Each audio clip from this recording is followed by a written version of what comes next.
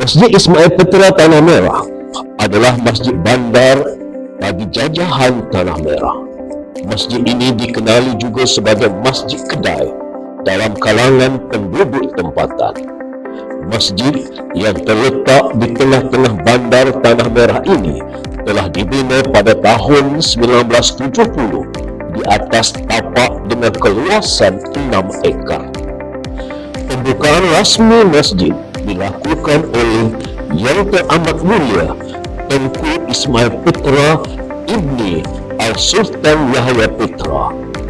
Pada tahun 1998 telah dibina bangunan tambahan bersebelahan bangunan asal yang secara keseluruhannya dapat menampung seramai 4,000 orang jemaah ketika solat fardu Jumaat.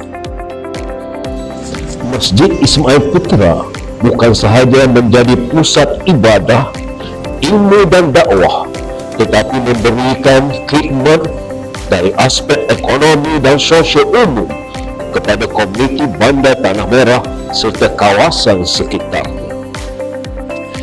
Impak masjid sebagai pusat ibadah terbukti dengan data sebelum pandemik COVID-19 melanda telah berjaya menarik kira-kira 700 ahli jemaah pada setiap kali salat 5 waktu.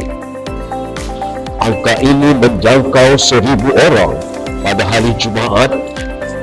Selaras dengan pertambahan jemaah pada ketika itu, pihak jawatankuasa induk masjid telah merancang pembinaan bangunan tambahan dengan anggaran kos RM7 juta. Pembinaan bangunan tambahan yang bermula pada tahun 2019 ini dijangka siap pada hujung tahun ini setelah tertangguh ketika pandemik COVID-19. Bangunan baharu 3 tingkat ini mempunyai dewan solat terbuka di arah 1, ruang pejabat pentadbiran dan iman serta bilik mesyuarat yang luas di aras 2 dan dewan seminar serba lengkap di aras 3. Pihak pengurusan masjid sentiasa berusaha menambah baik dan infrastruktur dan prasarana bagi menyediakan kemudahan dan memberi keselesaan kepada jemaah. Secara tidak langsung, komuniti setempat juga memperoleh manfaat daripadanya. Selain dewan solat yang luas dan selesa, ia dilengkapi pelbagai kemudahan lain seperti pejabat, bilik-bilik mesyuarat, tandas, rumah pengurusan jenazah,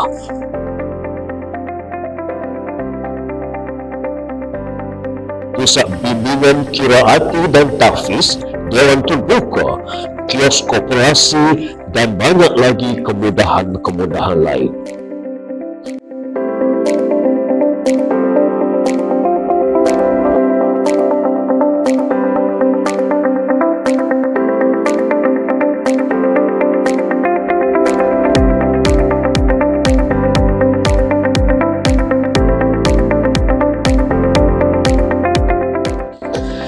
Masjid Ismail Petra telah merangka dan melaksanakan pelbagai perancangan strategik dan inovasi dalam aspek pengurusan, pengimarahan, prasarana dan persekitaran. Pihak masjid juga sentiasa berkolaborasi dengan pelbagai komuniti seperti NGO, agensi-agensi kerajaan dan swasta. Komitmen yang tinggi daripada pengurusan masjid dan sokongan jitu daripada masyarakat setempat telah membolehkan pelbagai program pengimarahan direalisasikan dengan jayanya dan berkesan. Program yang dilaksanakan bersasarkan pelbagai peringkat umur dan lapisan masyarakat serta turut melibatkan penyertaan masyarakat bukan Islam. Buktinya, Masjid Ismail Petra telah dinobatkan sebagai pemenang kategori Komuniti Prihatin dalam anugerah Standard Penarafan Masjid Malaysia pada tahun 2020. Pengiktirafan terbaru ialah memperolehi taraf 5 bintang dalam penarafan masjid seluruh negeri Kelantan. Anjuran Majlis Agama Islam dan Adat Istiadat Melayu Kelantan adalah menjadi harapan pihak pengurusan Masjid Ismail Petra Tanah Merah untuk menjadikan masjid ini sebagai entiti yang mampu mengembalikan kebenaran umat Islam selaras dengan moto Masjid Ismail Petra, iaitu Islam dimartabatkan, jemaah diutamakan.